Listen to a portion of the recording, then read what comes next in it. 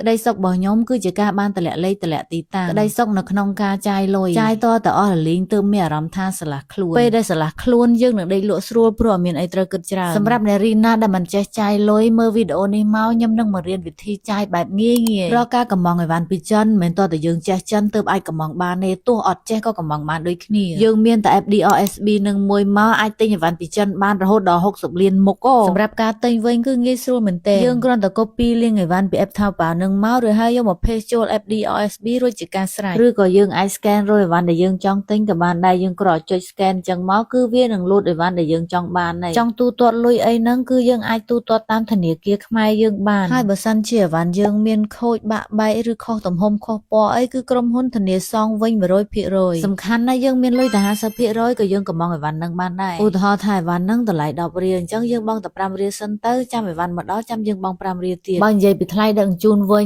ទៀតជាងទីផ្សារទៀតចាប់ពី2000រៀលឡើងទៅហើយថែមទាំង free ដឹកជញ្ជូនដល់ផ្ទះទៀតបើចង់ដឹងព័ត៌មានកាន់តែច្បាស់អាចឆាតចូល page DRSB Express នឹងបានឃើញឯការចាយលុយអត់មានអីពិបាកទេងាយមែនទែនងាយជាងស្រឡាញ់គេម្នាក់ឯងទៀតអញ្ចឹងនៅចាំដល់អង្កាលមិនឆាប់តម្លាក់លេខតម្លាក់ទីតាំងដែរ